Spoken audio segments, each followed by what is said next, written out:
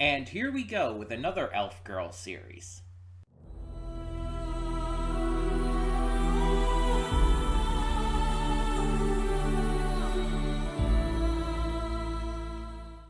Hey everyone, welcome to Princess of Gay. I'm your host Connie, and today we are here with episode 2 of Frieren. So for those who don't remember, we began this series back in January as a first impressions. I checked it out because everyone was ranting and raving about this series. It had kind of become like this big thing, and so I wanted to check it out to give it a chance. And the first episode made me cry. The first episode made me cry. Um, the story is that there's this adventuring party who went out to take out the Demon King, I believe it was.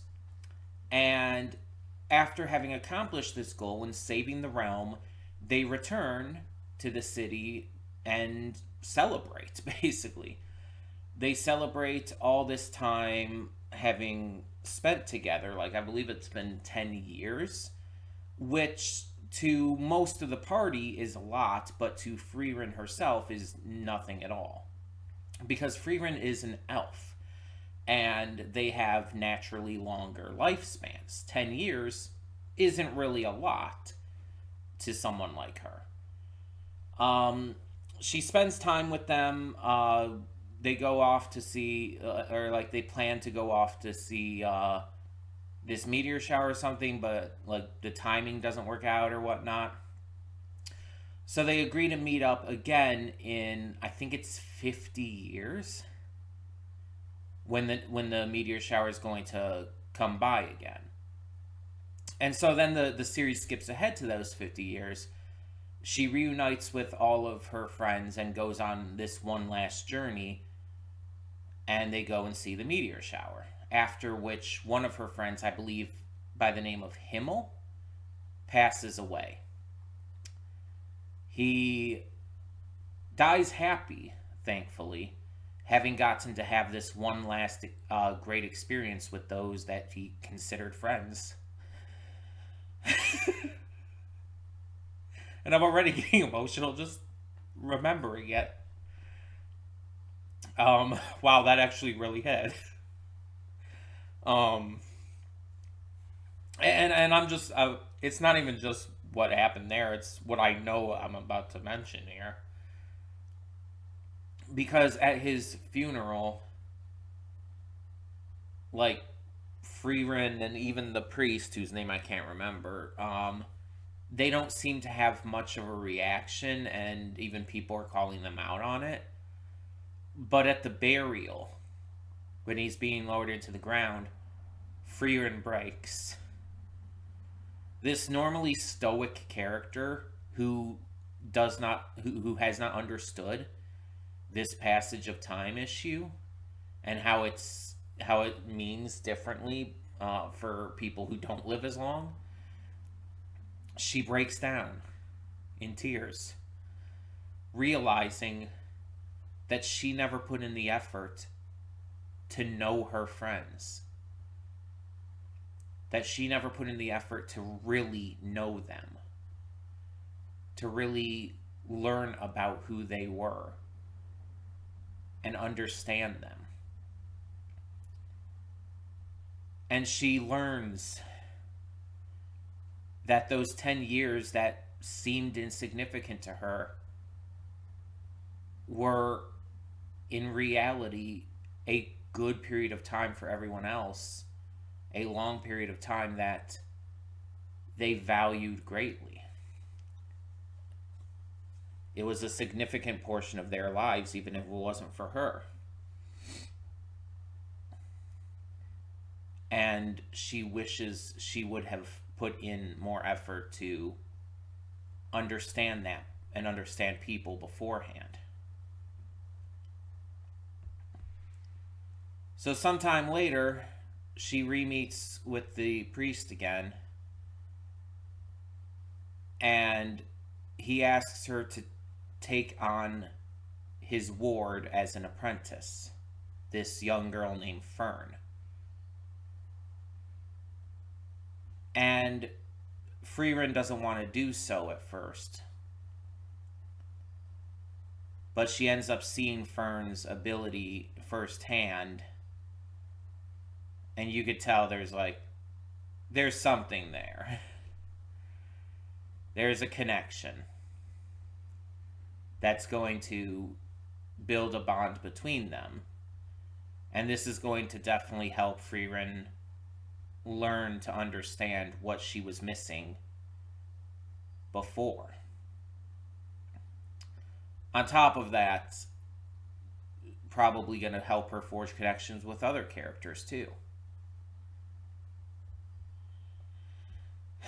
This series is exceptionally praised. It gets a shit ton of attention. And the first episode made me see why, right away. It's super well written to the point where it's you get lost in these emotions that the characters are getting lost in. You understand what they're feeling and going through.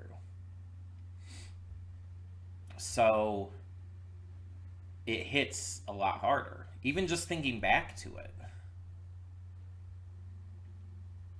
Not to mention it's visually beautiful. The voice actors are great.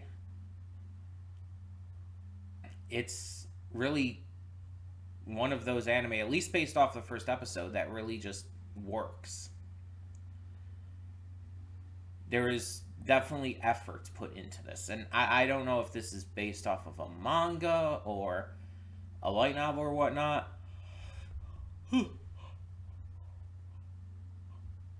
Excuse me. But this is one that it just feels like there was so much effort in the writing to make this pretty casual, slow-paced story feel bigger and grander than it otherwise would. And so I'm definitely excited to see more. I'm definitely excited to see what this series has in store. And we're watching it at the same time as another big elf girl series that people have fallen in love with, Delicious in Dungeon. I was deciding originally between those two to get to first in the slot that Delicious in Dungeon is currently in. And I decided to go with that one first, but now we're getting to this as well. So we're doing both anyway, and within not too long of a time from each other. So yeah. I don't know where else this is gonna go. Obviously there's going to be magic. I don't know how many battles this series is gonna have or anything like that. I assume in this episode we're probably gonna get into Frieren training Fern. So yeah. That's all I can predict right now. I haven't really heard much of any spoilers about this series. I've seen a couple screenshots here and there, but I don't really know any spoilers. So we'll just kind of see how it goes. And yeah, I'm glad at least to be going in as blind as possible. So hey. That being said, just as a reminder, there are a lot of other great shows on the channel to check out. A lot of other great reaction series. Monday through Friday, each day of the week, we react to a bunch of awesome series reactions. And on Mondays, we even do YouTube stuff. That pretty much ends up just being donation rewards from viewers and subscribers such as yourself. But it's still an extra cool additional reaction to enjoy there. We also do movie reactions every Saturday and Sunday. They're recorded during the week, but I upload them on the weekend, so every day has something going for it. We're also currently doing Spider-Man 2 on the PS5 every Tuesday and Thursday. So that's ending up being a lot of fun, and I can't wait to get to more. So yeah, we have a pretty full, pretty good schedule going on. I hope there's something that you can find interest in, because I try to keep it so that there's something for everyone at all times. But that all being said, let's just get into the reaction.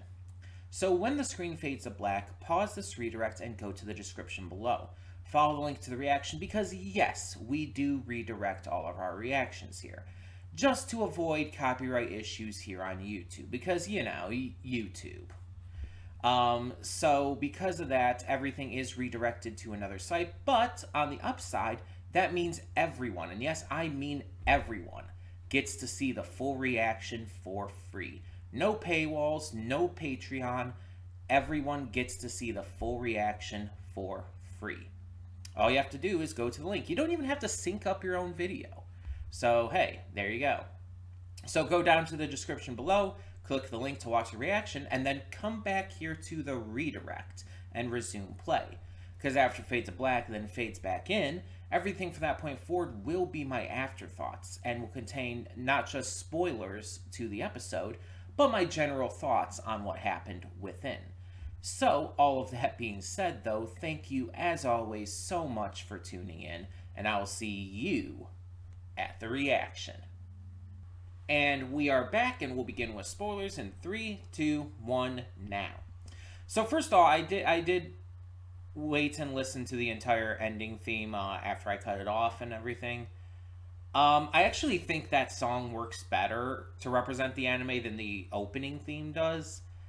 It just feels more like it fits the calm, fantasy, soothing tone of the series. The actual opening just does not feel like it fits this show. And it's like, again, the song is good. I'm not going to deny that the song is good. And the visuals I'm fine with, by the way. But the style and genre of the song just, I don't feel like it makes sense for a series like this. It's too techno pop for a series that's this calming and relaxing and just sweet. It just, again, I don't know what the lyrics are, I don't know what's being said, but it doesn't feel like it works. That being said, I do find it interesting, though, that this became as popular as it did. Because usually you don't see a lot of anime that are like this in terms of tone and style and whatnot get that huge. Usually the anime that are like this are more, how would I put it? Niche, I guess is the best word. Like, they definitely have their fans, but they're not like big anime. Usually the big anime are the stuff that's more action-packed and intense. The big shonen stuff, like Demon Slayer and whatnot. That's the kind of stuff that you usually see get really big. Stuff like that. No, there's obviously always exceptions. It's not just shonen. You also have a lot of seinen that get really big. You have a lot of mecha series that get big, so on and so forth. But usually it's the more exciting stuff, nonetheless. This series is, at least based off of these first 2 episodes,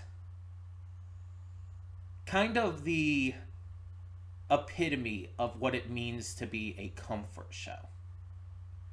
And I've talked about comfort series before on the channel. I've talked about certain shows that are comfort shows to me, even ones that, like, you wouldn't think of necessarily as a comfort show, like Owl House. That's a comfort show because of a lot of personal things and the characters and everything. But when you think of a comfort show, you think of a series that is soothing and relaxing and calming, something that you can just sit down and vibe to. You don't have to really think too heavy. You don't have to, things don't have to get like too intense or exciting. Just something calming and relaxing. And this is very much that kind of show.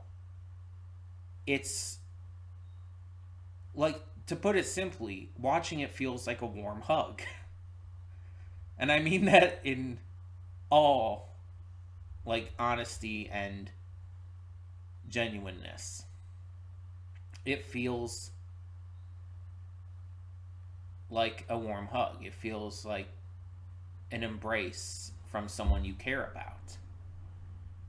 And it's written in my from my view to be like that. Because it's a very emotional series. It's a very calming, relaxing show that touches on things that are basically just the human experience. It's set in a fantasy world, but you don't have these great big wars and battles against demons. You see that stuff had happened. You even see a flashback in this episode showing a demon attacking a village. But that's not the point of the episode, and that's not the focus. It's one small short scene. Because the point of that scene wasn't about any action or anything. It is about the relief and the safety and the calmness that this woman felt when Himmel saved her. And what, bringing this statue back into a good state means to her.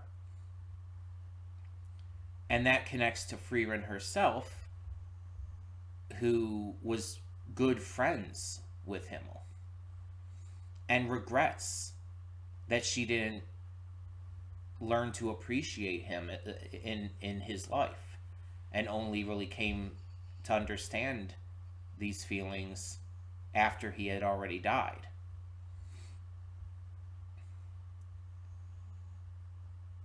And it's an emotional thing. It's satisfying. And it's comforting to watch. And all of this as well, with the backdrop of the episode having Fern learn over the course of a few years, like 4.5 years, magic from Frieren and everything. Heiter's passing brought into play, and Fern now fully being Frieren's apprentice, going off on this journey with her. And you very, very much see the kind of motherly state that Frieren has taken with Fern. Fern has basically become a daughter to her.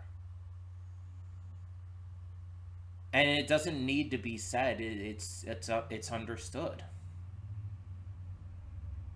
While their relationship is more officially teacher and student, you understand that there is that mother-daughter relationship there as well.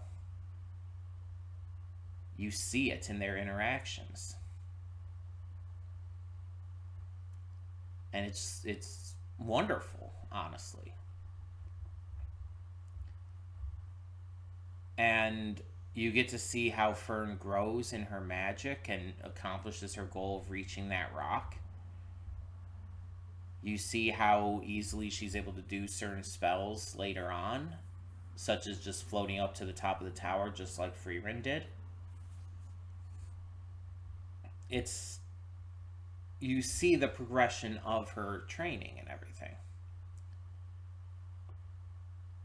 And I like the conversation in this as well, with Frieren telling Fern about how collecting these strange spells is just a hobby to her, but specifically because of how apathetic towards everything she used to be.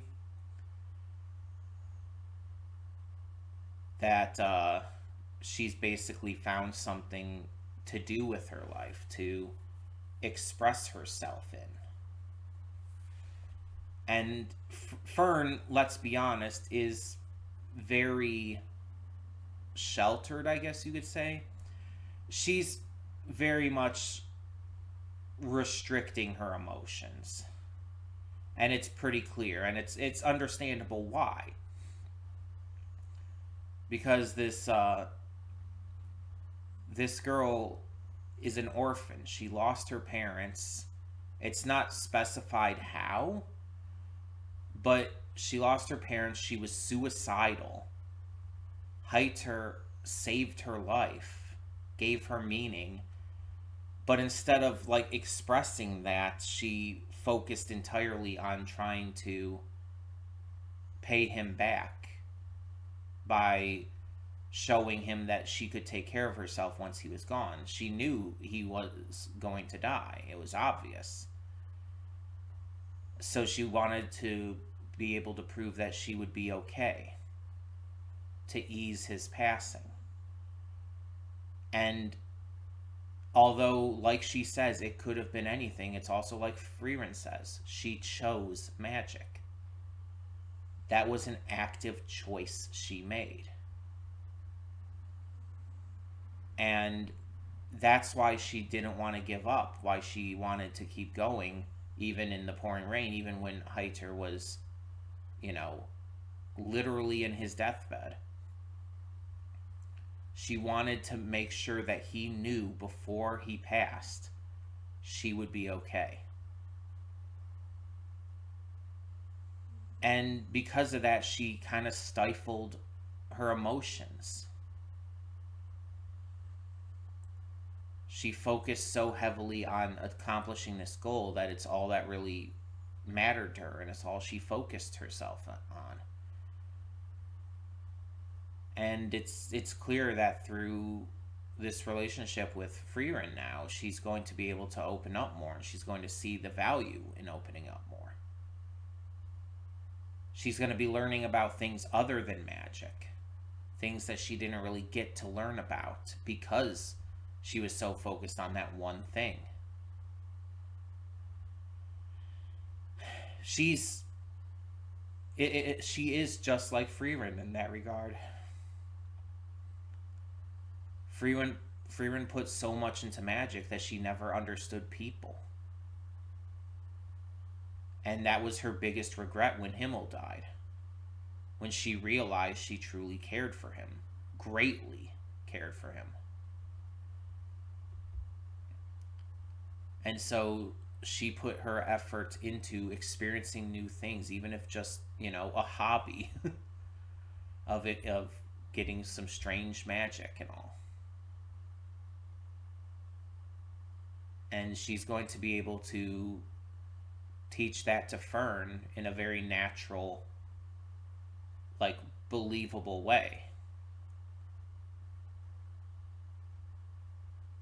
And yeah, it's like you have like the moments in this, like the flashbacks with Himmel and everything, that just also like really build on the emotions of the first episode, but also build new emotions. Seeing him put the flower crown on her head, and so in response, when she makes the flowers at his statue, she puts a flower crown on the statue's head. It's like, that's just beautiful. There's no other word for that. It's just beautiful.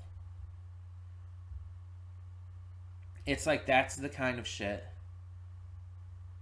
that I'm now kind of just expecting with this series. This kind of just emotionally driven, beautiful writing and character work. And it's impressive, honestly, that a show like this did get such a following and has such a huge fan base. Because, like I said, it's not what you would expect.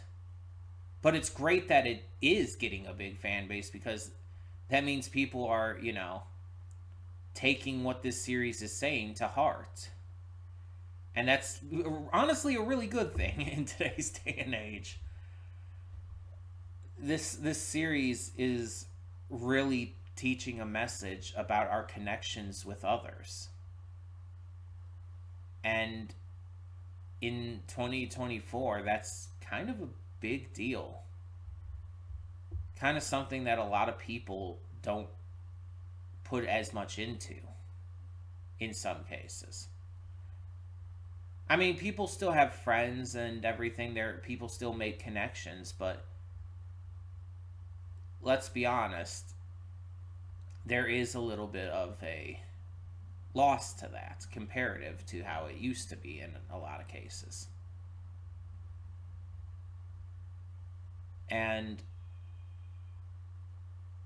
it's not really, again, it's not really something that people want to watch a show about. That's the big thing, too. So the fact that so many took so much from this is just, it's great. It's absolutely wonderful. Unexpected, but wonderful. And at this point, I'm just kind of wondering where this is going to continue to go. I mean, I know Fern gets older. I know, like, she's an adult probably during most of this series. Um, because, like, honestly, the first image, like, the first screenshot I ever saw of her was an adult, and most of the advertising I've seen shows her as an adult, so, yeah. Um, it's just wonderful. It's just a wonderful, wholesome, fun series. And I'm just really happy to have gotten into this, because honestly, it's like this is more, I feel like, a series that works for me than I feel like it almost does for other people, but yet everyone's enjoying this. It got universal praise and acclaim, so hey. Um, but yeah, good to see this continuing to go so well. That all being said, there is a lot of other great stuff on the channel to check out, though. Every Monday through Friday, we have a bunch of great reactions that we post. Um, we also do YouTube stuff on Monday specifically, which are mainly just donation rewards from viewers and subscribers such as yourself. Every Saturday and Sunday, we do movie reactions. Though they are recorded earlier in the week, I upload them on the weekends just so every day can have something going for it. And we are currently going through Spider-Man 2 on the PS5 every Tuesday and Thursday. So expect more of that as we continue along. But all of that being said, tell me in the comments below, what did you think of this episode of Frieren Beyond Journey's End? Let me know, and thank you so much, as always, for tuning in. For now, I'm Connie, and I'm signing off. See y'all next time.